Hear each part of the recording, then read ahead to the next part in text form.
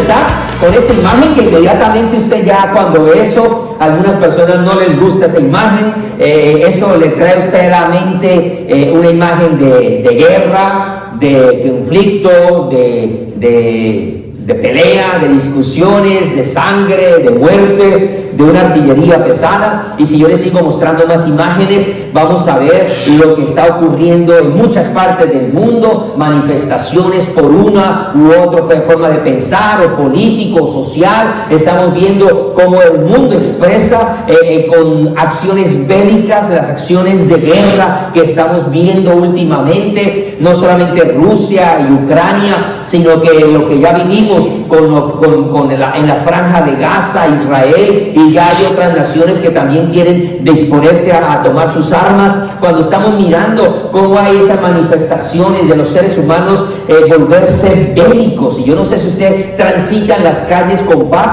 pero ya uno ve hasta un ambiente de violencia, ya la gente maneja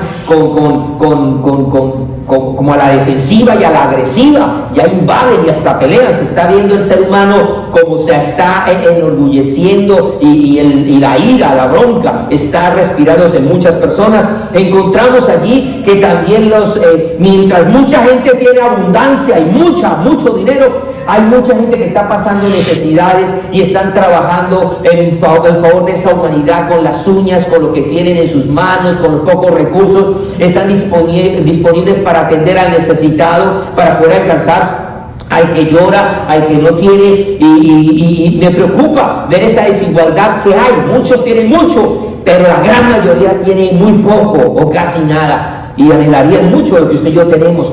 Cuando nosotros miramos las cosas que están pasando a nivel migratorio, no solamente con nuestra nación, con los Estados Unidos, sino lo que está pasando es preocupante, de cómo algunas naciones se desocupan para que otras estén recibiendo gran cantidad de cosas, y todos los problemas sociales, económicos que vienen en estos tiempos que estamos viviendo, cuando estamos viendo la gente cómo arriesga su vida para poder salir de países o de situaciones de opresión, de dolor, de muerte, de carestía, de enfermedad. Pues entonces vemos cómo la gente está dispuesta hasta a morir y perder sus familias, sus hijos, en medio de esas travesías que usted y yo vemos en las noticias, vemos a través de las redes sociales, que nos comentan, y que muchas veces nosotros decimos no queremos saber más de noticias, cuando miramos las manifestaciones que hay por la inconformidad que hay por parte de algunos grupos contra otros que piensan que la solución es hacer o obtener las cosas a la brava, a la fuerza. Cuando nosotros miramos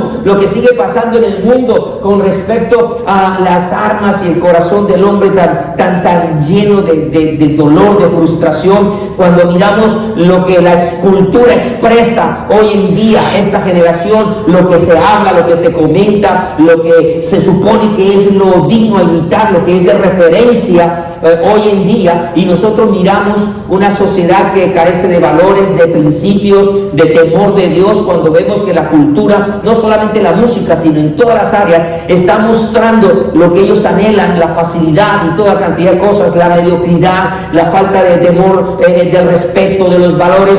Cuando miramos lo que está pasando en el mundo a nivel de mirar de cómo hoy en día se habla de igualdad de género, y estos niños manifestando el derecho a expresar su sexualidad, tal vez no tienen la claridad mental ni la madurez, pero ya están tomando decisiones trascendentales, incluso donde los gobiernos les están patrocinando, les están dando el dinero para que hagan sus cambios de su sexualidad. Cuando nosotros miramos lo que está aconteciendo por parte de la comunidad que expresa su pecado con libertad y con todas las ínfulas, cuando nosotros miramos cómo las niñas adolescentes son mutiladas, pasan por procesos quirúrgicos para tener el cambio físico de la sexualidad, cuando miramos lo que está aconteciendo a nivel de la iglesia, que está siendo perseguida, que está siendo atribulada, que los buenos ahora como que somos los que debemos de estar callados y no decir nada, pero los malos a sus anchas imponiendo las cosas.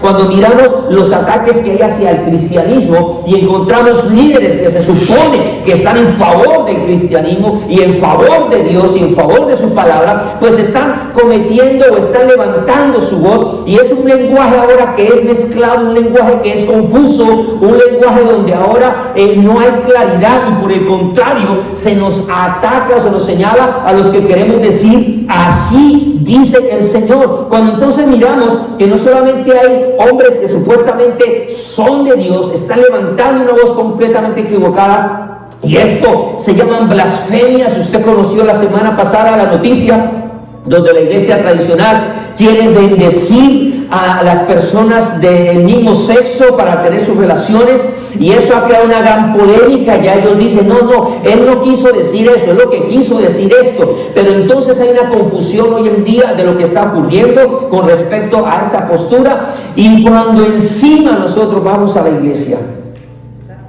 y miramos a los hombres y mujeres de Dios, que tenemos la oportunidad de compartir un mensaje para llevar a la humanidad hacia Cristo y hacia ser salvos, hay muchos hombres de Dios que están cambiando el mensaje y no están llevando a la gente a la salvación, sino que la siguen llevando hacia su comodidad, a alimentarle su ego, su vanidad, a traer un mensaje para su satisfacción. Y entonces, indiscutiblemente, si no los están llevando hacia una salvación eterna, ¿a dónde los están conduciendo?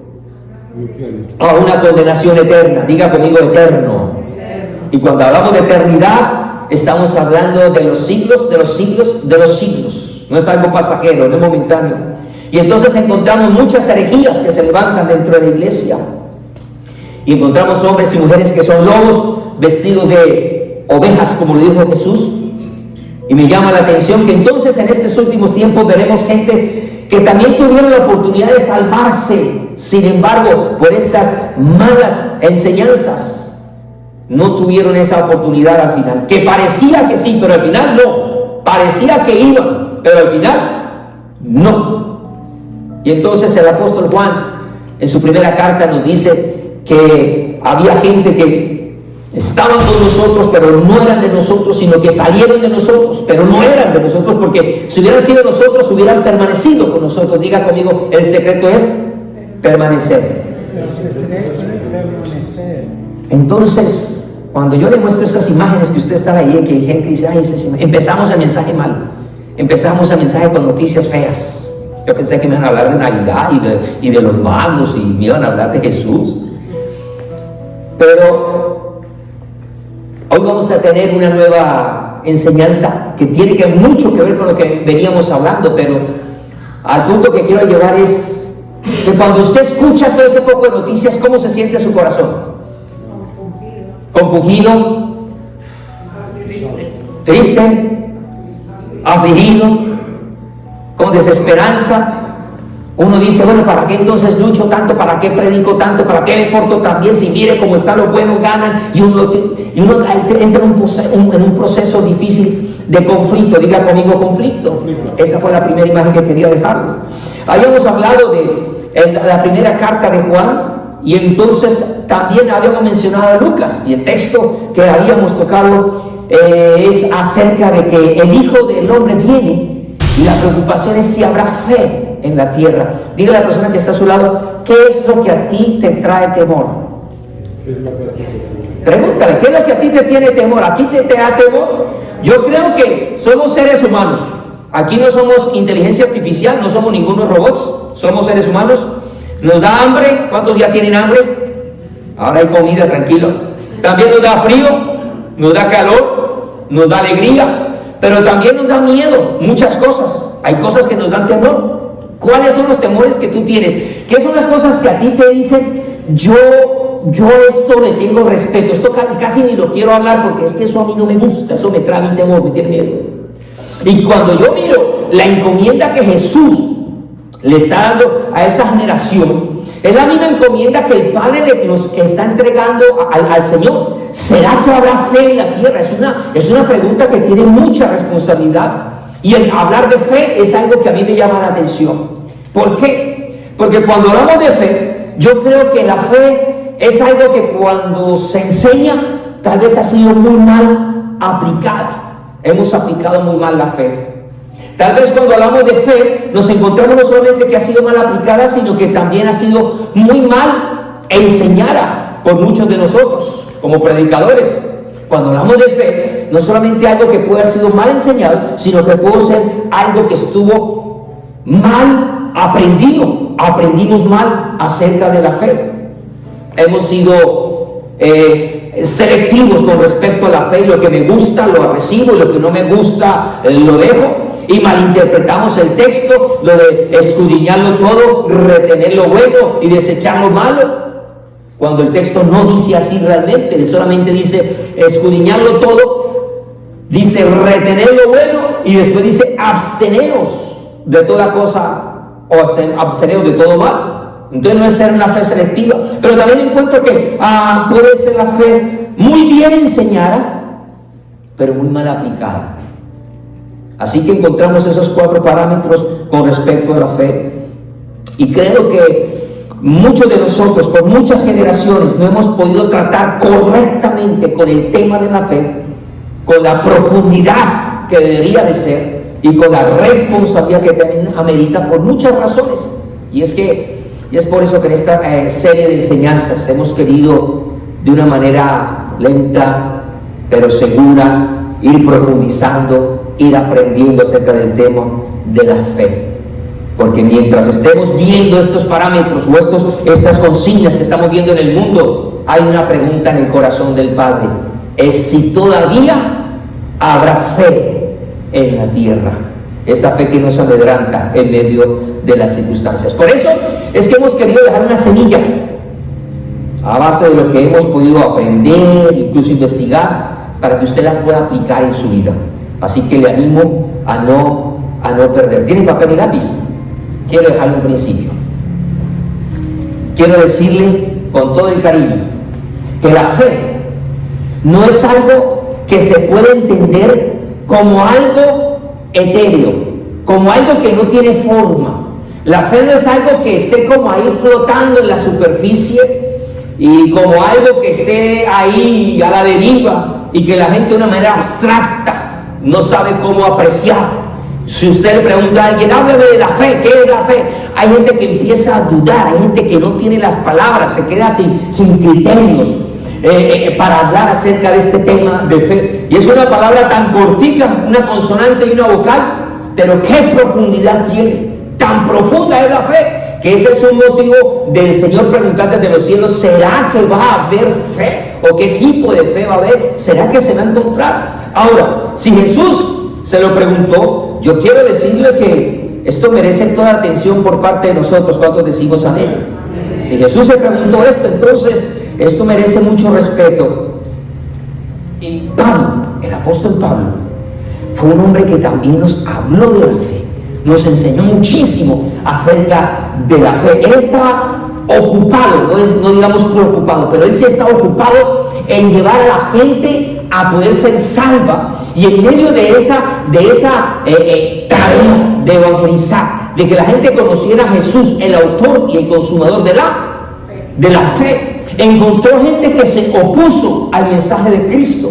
Y entonces, cuando vemos al apóstol Pablo, por ejemplo en Hechos capítulo 13, narra la historia que había un hombre de mucha importancia, un procónsul, que quería conocer de Dios, pero ese procónsul tenía un gran amigo, un amigo que no sé por qué circunstancias estaba él, pero le gustaba estar con él, y ese amigo, dice la Biblia, que era un mago, y por eso tiene un nombre que traducido mago sería Elifaz. Y entonces la Biblia dice que cuando Pablo llegó a esta región, este procónsul quería conocer el mensaje de Cristo, llama a Pablo, pero entonces el mago se mete en el camino y dice: no vaya a creer esas palabras, no atienda a Pablo, no escuche eso que va a decir es mentira, eso son fábulas, eso es mentira, eso es pura religión, eso no haga caso. Y empieza a estorbar, y entonces Pablo, en ese momento, cuando se da cuenta que Elifaz empieza a oponerse, hay una sentencia.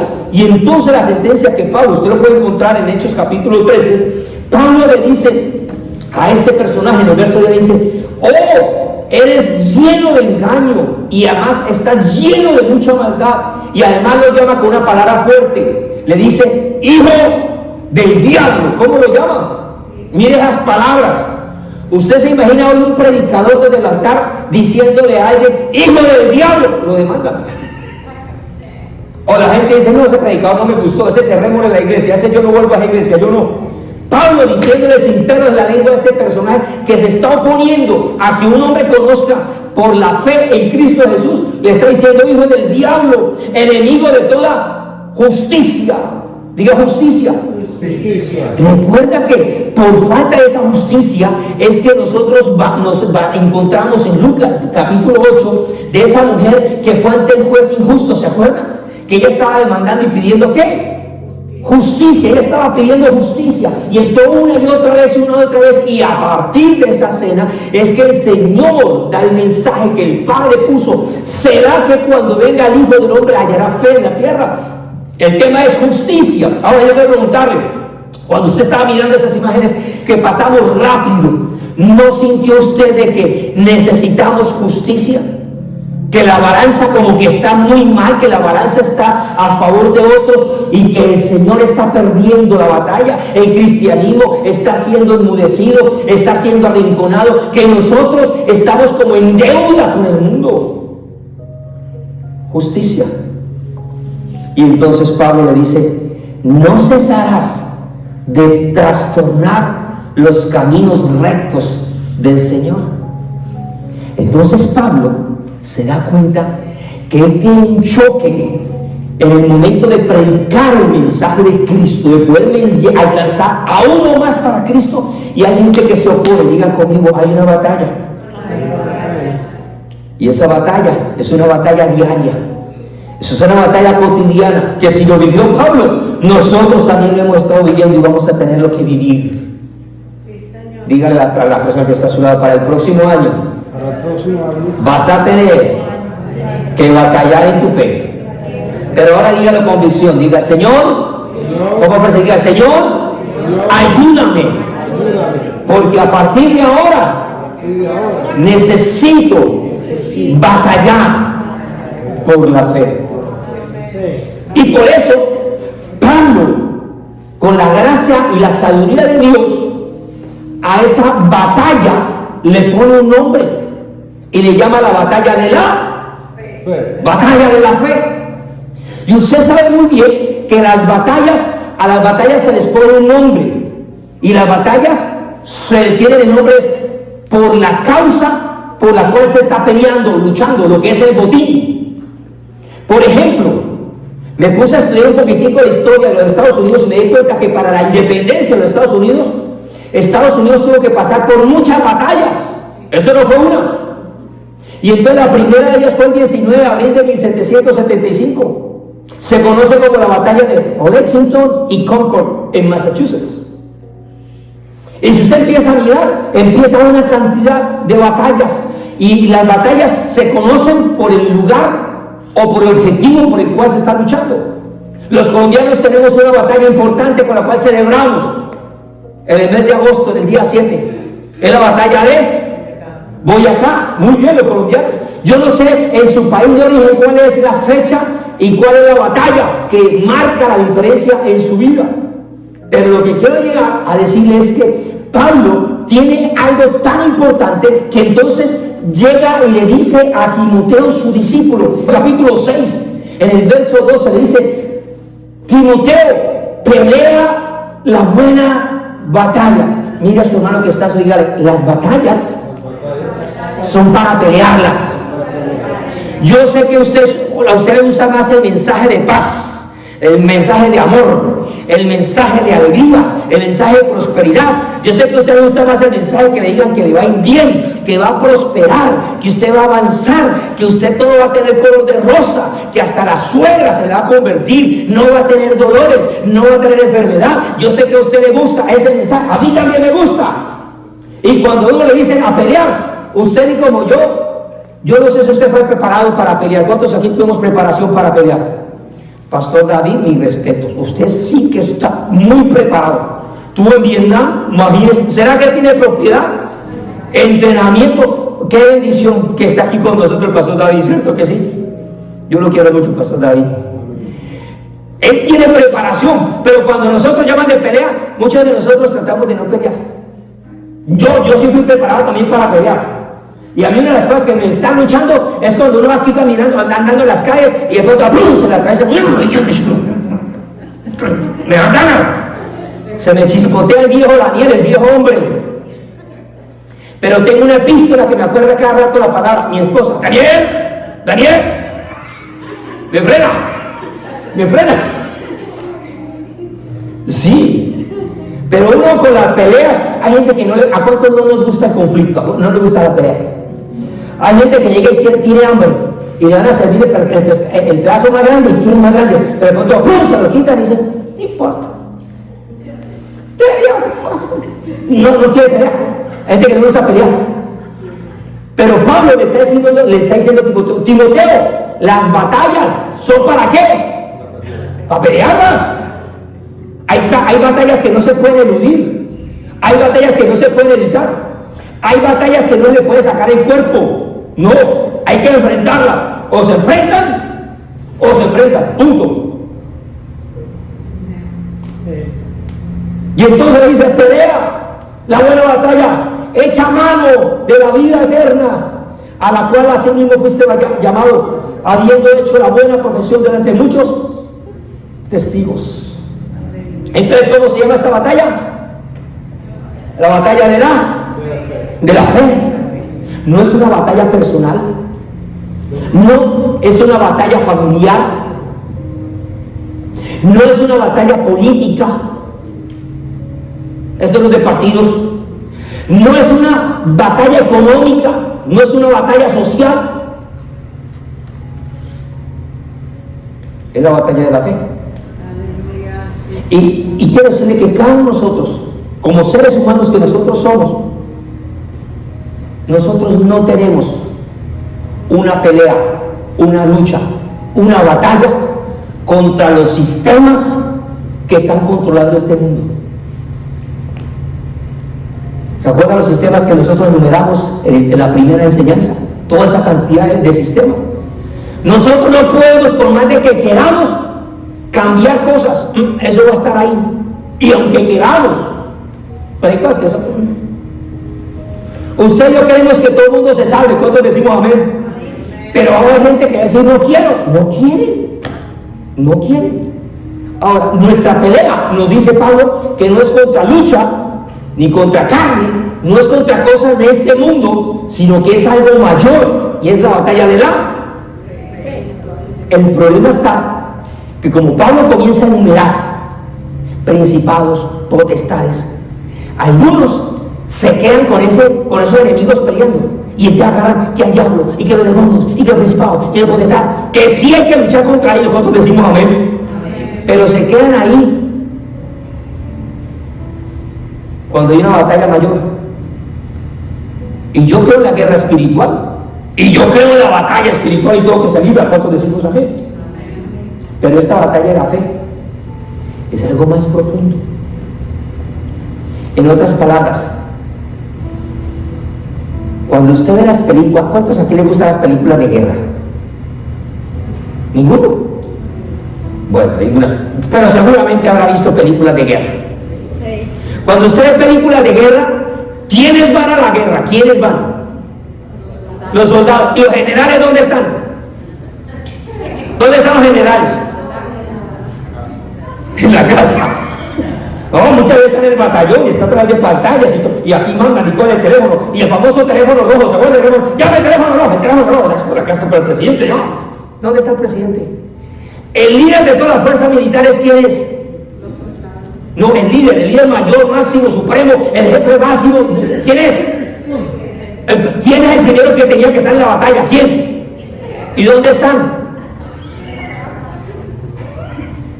Están en otro lugar, que están llevando otro tipo de batalla.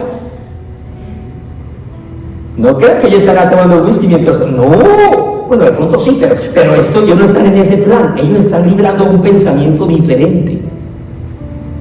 Y muchos de nosotros nos entretenemos como soldados en la batalla aquí, en la lucha cuerpo a cuerpo, pero resulta que hay algo que es mayor.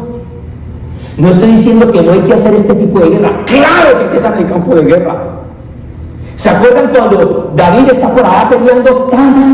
Estaba librando una batalla y de pronto llega otro pueblo malo por acá y llegan y ¡ran! Le roban a las mujeres, le roban a los niños, le roban las propiedades por él estar peleando por acá. ¿Se acuerdan? ¿No han leído esa parte en el primer libro de Samuel?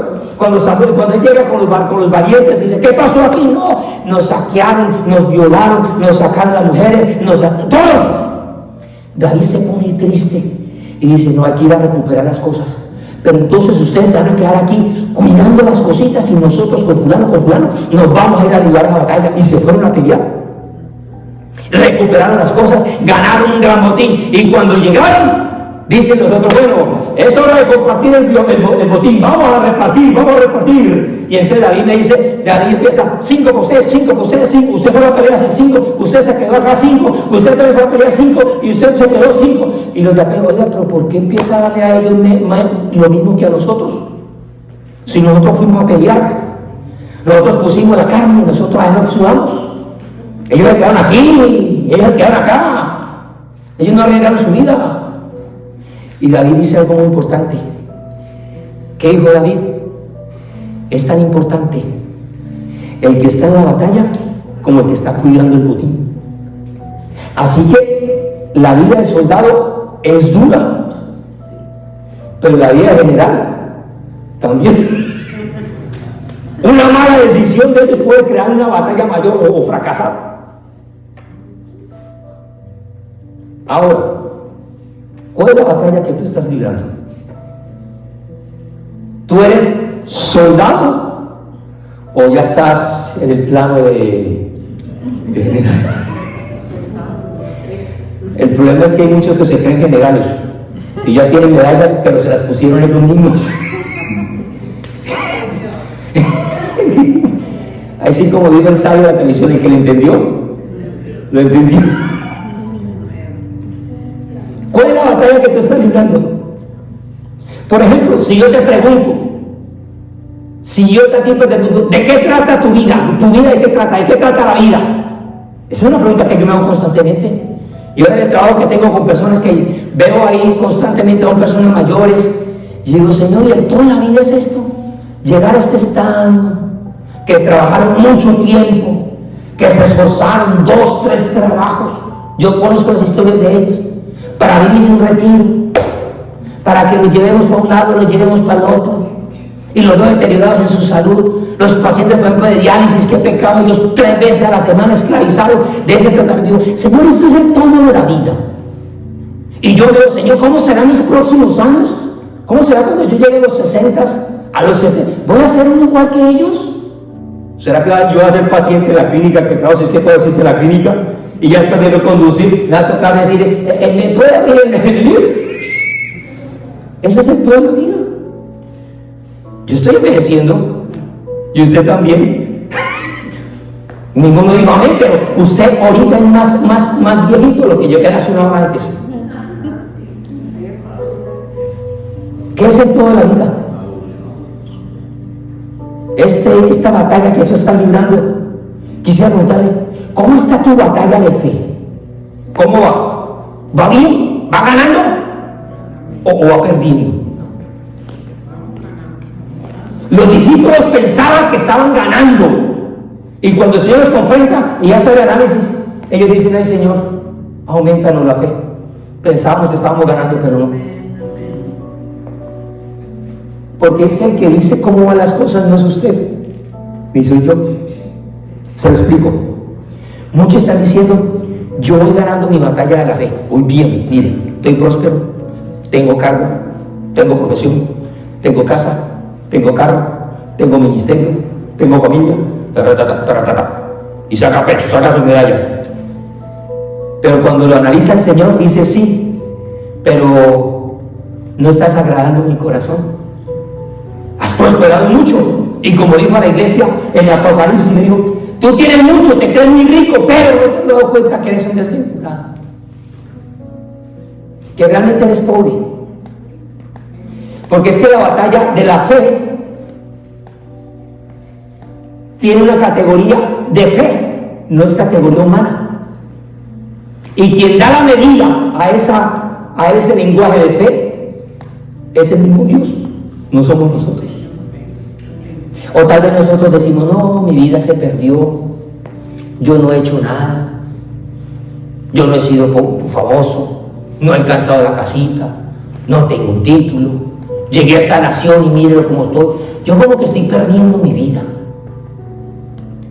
Y resulta que allá en el cielo hay otro idioma, y allá dice, gracias a tu obediencia, gracias a tu fidelidad, gracias a tu humildad, gracias a tus oraciones, gracias a lo que tú estás haciendo, mire que hay otros que están floreciendo.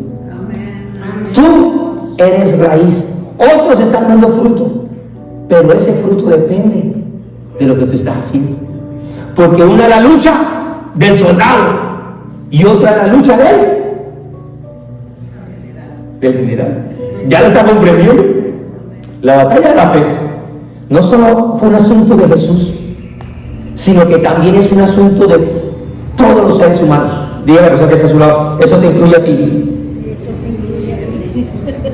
Eso es un asunto que quedó registrado en muchos hombres y muchas mujeres en la Biblia, y también eso nos compete a nosotros. Diga por favor, amén. Por eso es que tratar de definir esto de la fe de una manera pedagógica o una manera teológica no se puede. Esto tiene que ir mucho más allá. Tenemos que atrevernos a ir un poco más allá, porque hay una demanda. La demanda nace en el corazón del Padre. La exigencia, la demanda, la necesidad está en el corazón de ¿quién? ¿Y cuál es esa demanda? ¿Cuál es esa exigencia?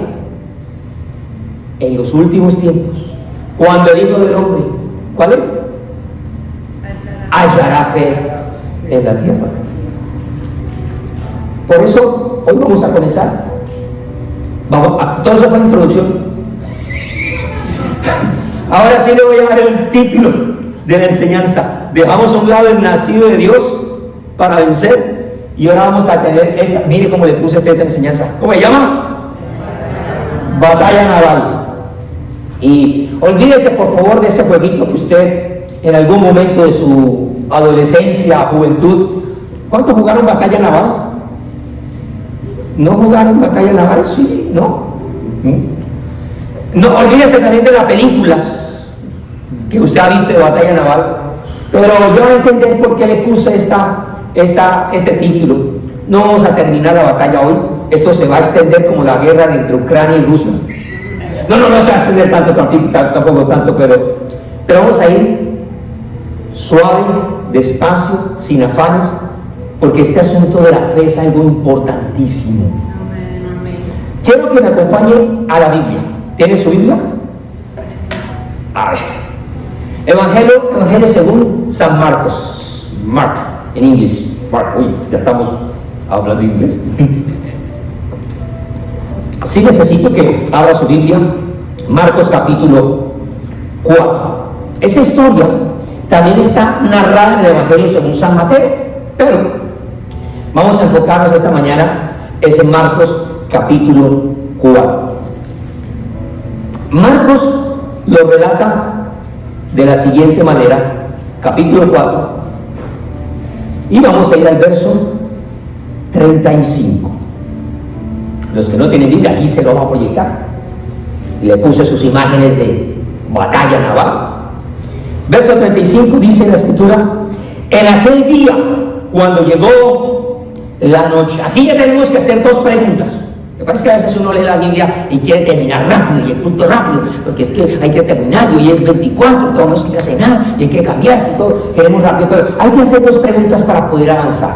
Lo primero que tenemos que llegar a decir es: ¿quién es el que está hablando? Porque dice ahí, en aquel día cuando llegó la noche, les digo, pasemos al otro lado. ¿Cuál fue la orden? Pero la primera pregunta que tenemos que hacer es: ¿quién habló? ¿Quién dijo? Jesús dijo. Es la primera pregunta que tenemos que entender. Es el Señor, no está hablando cualquier profeta, no es cualquier maestro, es Jesús. Ahora, dice la escritura, en aquel día. ¿Cuál día? Es la primera pregunta que tenemos que hacer. ¿Cuál día? ¿A qué se está refiriendo? ¿Qué está diciendo? Entonces, para usted poder entender a qué día le está haciendo referencia, pues tiene que leer los versículos anteriores. Y si usted lee los versículos anteriores del capítulo 4, del verso 34 hacia atrás, usted se va a dar cuenta que Jesús estaba enseñando. ¿Qué estaba enseñando en ese día? ¿Qué estaba haciendo Jesús? Enseñando. Y estaba enseñando en forma de parábolas, en forma de enseñanzas. Y trae una ilustración. Y la ilustración que habla es acerca de la fe. Y la asemeja como una semilla de... Y entonces está hablando de semillas. En ese día, él está hablando de ¿qué? De fe. Y de pronto, él termina la enseñanza de la fe, de la semilla de mostaza, que viene a ser más grande, todo lo que dice. Y después dice que ahora, les dice, ¿sabe? Esta fue la teoría. Ahora vamos a la práctica. Diga conmigo, el Evangelio es instrucción y es ejecución. Un discipulado, y el otro año vamos a comenzar a ser discipulados, vamos a empezar a hacer una cantidad de cosas. ¿Cuántos decimos amén? Porque eso hay que hacerlo. Y vamos a bautizar almas también. Una iglesia que no discipula, que no bautiza, no está bien, no está bien. Hay que hacerlo. Y el primer domingo del próximo mes, del próximo año, vamos a tener cena del Señor, así que también está invitado usted. Vamos a seguir así y vamos a evangelizar y vamos a ganar almas. Ay, gracias, pastora, gracias, no me sentí solo, pastora María, gracias, porque usted también me está diciendo, yo para ser general primero voy a ser soldado. Sí, es que muchas veces queremos ya ser general y mandar, no, primero tenemos que ser soldaditos. Entonces Jesús ahora los va a mandar a la práctica. Y mire lo que les va a pasar, verso 36. Y despidiendo a la multitud, le tomaron como estaba en la barca, y había también con él otras barcas. Llegó la práctica y le dice a los discípulos: muchachos, ustedes son especiales. Multitud, ustedes no pueden vivir esto. Ustedes son un grupo muy especial, los amo mucho, pero yo necesito tener un trabajo específico con ellos. Necesito llevarlos a otra dimensión. Hay cosas que la multitud no va a entender. Hay cosas de Dios que tienen que ser de manera personal. Hay peleas, hay batallas, hay luchas que la va a tener que usted vivir solito, solita. Así quisiéramos muchos ayudarle, acompañarle, estar ahí en el proceso. Hay cositas que solamente le competen a Dios y a usted y a Dios. Nosotros somos multitud y no vamos a entender. Ninguno dijo. Pero hay un idioma diferente en aquel que su fe es probada. Ahora yo quiero preguntarle, ¿usted quiere ser de los que se quedan cómodos en las orillas sin que su fe sea probada? ¿Usted quiere pasar luchas y batallas para después decir: tengo la medalla de haber pasado mi tormenta? Y el próximo año, a la iglesia, la fe de la iglesia va a ser muy probada. Yo quisiera profetizar como muchos en las redes sociales y volverme famoso y volverme un influencer y volverme un youtuber y un tiktoker diciendo: te va a ir bien, vas a prosperar, el próximo año puertas abiertas, lo mejor de Dios está por venir. Yo quisiera decir, pero es que no puedo. Si hago eso, me siento traicionando al mismo Señor y a su misma palabra y yo mismo. Los principios que yo tengo no me dejan motivar solamente. Los principios que yo tengo por la palabra me llaman a enseñar. Y créanme que para el otro año van a necesitar mucha fe. Lo que vamos a ver van a ser cosas muy terribles para la humanidad, difíciles. Ninguno dijo amén. Los manda en el verso 36. Después de la multitud, y ahora dice el verso 37. Pero se levantó una gran tempestad de viento y echaba las olas en la barca, de tal manera que la barca ya se hundía. Verso 38. Y él, hablando de Jesús, estaba en la popa. ¿Usted conoce de barcos? Yo sí conozco de barcos. Pero usted conoce qué es la popa y qué es la proa. Eso es importante conocerlo, porque si no, no entiende muy bien el pasaje. La parte delantera, la que del barco, del bote, de la embarcación, se conoce como la proa. Y la parte de atrás, donde generalmente ponemos los motores y todo, se llama la popa. Yo no sé si usted ha conocido ese dicho que dice que le vaya viento en popa, que le vaya como, ¿cómo le está yendo? Como viento en popa. ¿Usted escucha el término? Eso significa que el viento está llegando por la parte de atrás de la embarcación y entonces la empuja y le es más fácil navegar.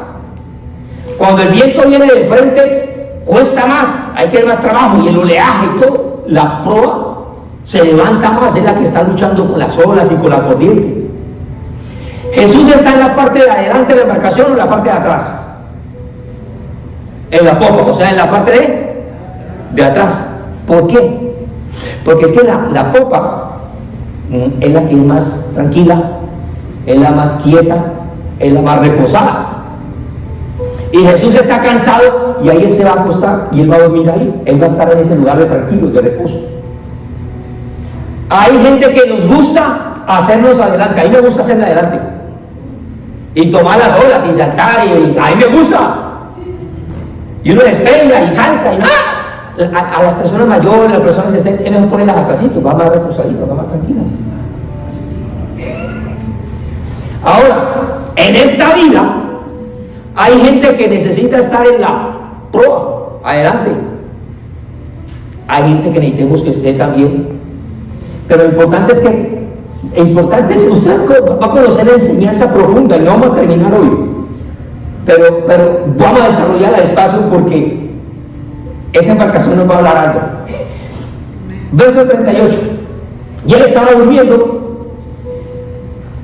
y entonces se levanta una tempestad y dice, está durmiendo sobre un cabezal, y le despertaron y le dijeron, maestro, ¿no tienes cuidado que estamos pereciendo? ¿Cómo están los discípulos? Están asustados.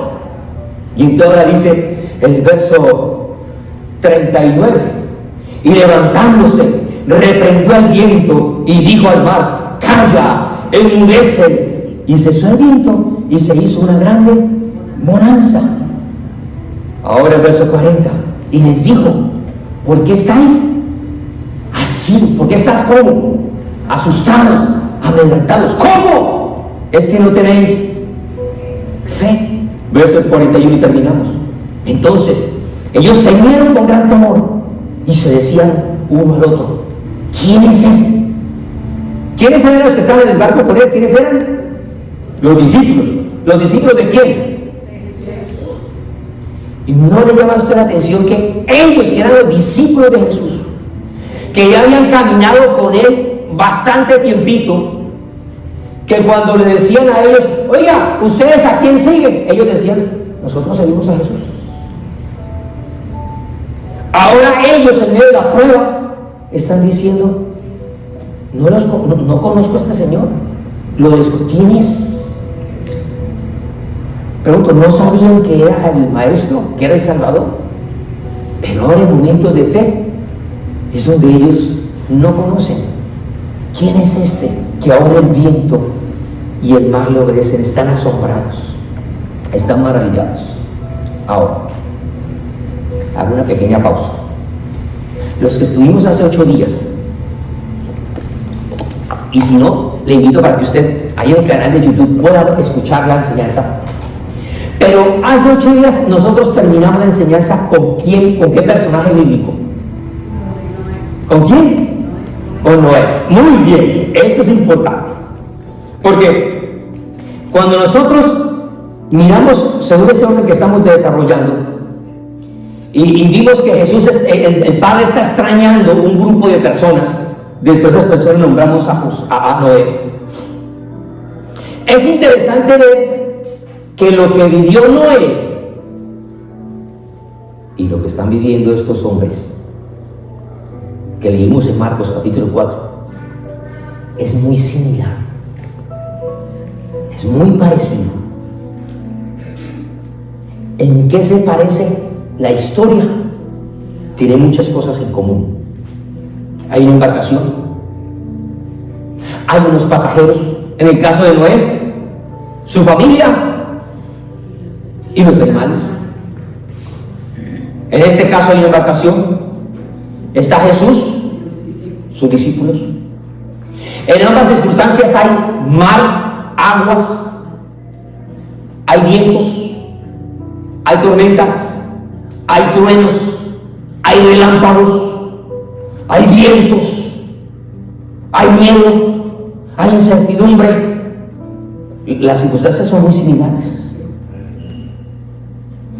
Y cuando Jesús les dice a ellos: ustedes están muy ricos aquí en la orilla, recibiendo enseñanza, ustedes están aprendiendo palabras, ustedes están muy ricos, vengan que necesito llevarlos a un tratamiento práctico. Vengan que es que necesito que ustedes vivan algo muy pequeño comparado con lo que vivió un personaje del pasado, pero necesitan vivirlo. En otras palabras, esto que ustedes van a vivir, no piensen que es lo único, ustedes son los únicos que han pasado por esa situación. No, ya ha habido gente que ha pasado por pruebas y hasta más grandes. Porque es que uno muchas veces piensa que el problema que uno vive es más grande. Es que mi problema. Y sí, es muy importante, pero hay otros que han pasado batallas más grandes, más fuertes. ¿Cuántos dicen amén?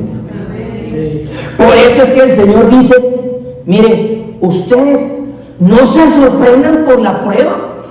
¿Sí lo ha leído? No se sorprendan por el fuego de la prueba, no. Juntamente con la prueba, yo les he dado. Pero es que estos discípulos necesitaban vivir algo diferente. Así que quiero decirle que usted no necesita ser ningún gran experto en Biblia para considerar que ese fenómeno que vivió Noé sí ocurrió en la historia. Pero como hay gente que dice: no, es que usted solamente habla de Biblia, hábleme de otras cosas. Quiero finalizar diciendo esto: cuando nosotros miramos el relato bíblico, también tenemos que considerar que hay otras evidencias que registran no solamente la Biblia, sino hay otras evidencias que sí dicen que existió un diluvio. Si usted ve, por ejemplo, los antiguos poemas del antiguo país de Gales, usted va a encontrar que ahí se narra un desastre, se narra una inundación mundial, y que todo lo que había, animales, seres vivos, todo se acabó, y que solamente se salvó un personaje que llegó en un pequeño barco a una de las pequeñas islas cerca de la Gran Bretaña. Eso está registrado en otros libros, en otros poemas. Si usted mira la evidencia babilónica, ellos dicen que el dios Bel, que era el dios de Babilonia, se le reveló por medio de un sueño a su rey y le dijo: rey, voy a desatar una colosal tormenta y se va a acabar la humanidad.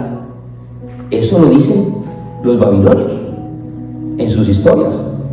Si usted mira a los persas, en el antiguo Persia, también se habla de que, según la doctrina de Zoroastro, que él dijo: el Dios de ellos, voy a castigar a la humanidad, está llena de maldad, y lo voy a castigar con un gran diluvio. Eso lo dicen los escritos de los persas. También en narraciones griegas hay dos. Una de ellas, la más conocida, donde Zeus está enojado con la humanidad porque la humanidad está mala, también mala, se volvió perversa. Y entonces Prometeo, que es uno de sus hijos, llega y le dice a otro de sus hijos: vamos a levantar un barco y usted se va a meter ahí, y entonces ahí se va a entrar y se va a salvar. Decaulión se llama el hijo de Prometeo, que se salvó junto con su familia del diluvio. Si usted va a la historia y lee los pergaminos de la época del Gilgamesh, del imperio asirio, va a encontrar usted esta narración de lo que es el diluvio. Ahora, si usted se viene para América, en Centroamérica, donde estaban los toltecas, ellos también tienen registrado de que el mundo se acabó por un diluvio.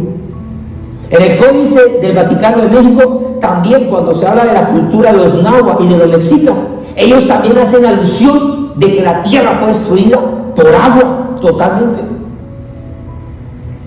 Y en el libro poético médico y del calendario de los mayas, el Chilambadán, también se narra que hubo un diluvio. Así que usted y yo no podemos dudar que sí existió un diluvio universal. Existió. ¿Por qué? Porque la Biblia lo dice. Sí, la Biblia lo dice, pero no solamente la Biblia lo dice. Ahora, muchos pueblos también en diferentes regiones lo mencionan en sus historias, en sus escritos, en sus evidencias. La pregunta es, ¿cómo hicieron los de Asiria para comunicarse con los de Centroamérica, por ejemplo, para poder narrar lo mismo? ¿No le llama usted la atención? Póngase de pie, por favor, porque necesitamos terminar. Y si usted va a los científicos también van a empezar a cuestionar este diluvio. Y se han encontrado plantas y semillas que eran típicos de una región que están en otro lugar. Y dice, pero ¿cómo llegaron estas semillas acá?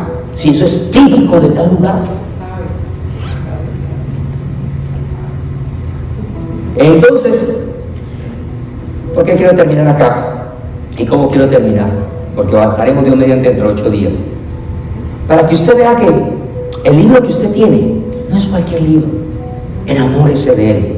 Es la palabra de Dios. Léala, estúdiela, apréndala, cuestione, subraye. En el cuadernito que yo quería que tuviera, si tiene preguntas, apúntelas y las comparte.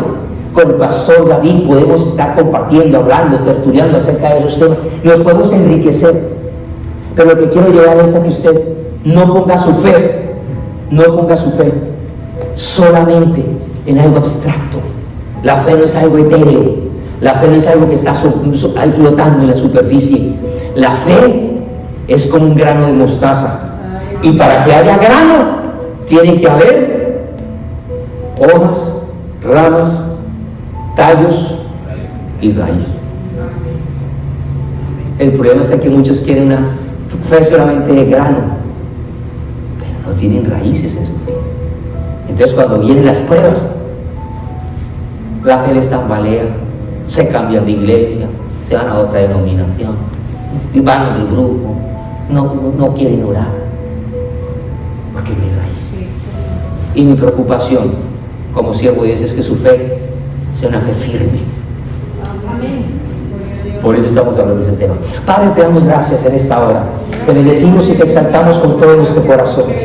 Te exaltamos con todo nuestro ser y queremos con humildad, Señor, agradecer por tu bondad y misericordia. Señor, queremos que cuando tú mires desde los cielos a esta última generación donde el corazón del hombre ha sido tan malo y perverso, donde se está enseñando, donde se está predicando, donde se está hablando, donde el mal triunfa, donde las cosas están muy confusas, donde la muerte, el dolor, la tristeza, la aflicción reina, donde la carestía, la pobreza e incluso, Señor, las cosas, Señor, están trayendo desmotivación al ser humano, tú puedas encontrar en medio de nosotros una generación diferente. Ayúdanos a ser una generación de fe. Ayúdanos a ser de una generación de una fe firme. Ayúdanos a ser de una fe de raíces, de conocimiento, de principios, de fundamentos, Señor. De una fe que venga por convicción, no por imposición. No una fe que emociona, sino una fe, Señor, que trae la certeza a nuestra alma en lo cual nosotros hemos creído y en lo cual estamos poniendo nuestra salvación. Hoy queremos, Señor, bendecir este tiempo, cada uno de nuestros hermanos y hermanas,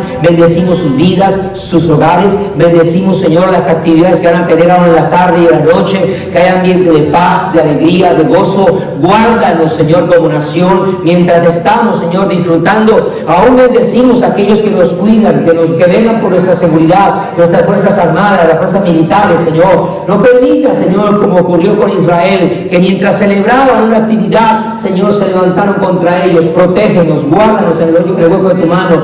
Permítenos, Señor, entender y comprender, Señor, que tú has tenido misericordia de nosotros, Señor. Y al salir de este lugar, yo como tu siervo bendigo la obra de las manos de mis hermanos, de mis hermanas. Bendigo su trabajo, bendigo su esfuerzo, bendigo la salud de ellos, sus cuerpos, Señor. Señor, nos tenemos delante de ti para que seas tú alcanzándolos, para que seas tú permitiendo que ellos, Señor, puedan avanzar en medio de estas dificultades y que al final, Señor, ellos puedan triunfar al ver tu gloria, Señor, en favor de sus vidas. Al tomar los alimentos, los bendecimos, los tomamos con acción de gracias, bendecimos las manos de aquellos que han aportado, que han puesto, Señor, su generosidad en la mesa para con cada uno de nosotros, y aún así, Señor, bendeciremos, Señor, tu nombre hoy y siempre. Que haya abundancia en nuestras mesas para poderlo, Señor, compartir con aquellos que no lo tienen. En el nombre de Jesús bendecimos nuestras vidas para la gloria de tu nombre, y el pueblo del Señor agradecido dice amén, amén y amén.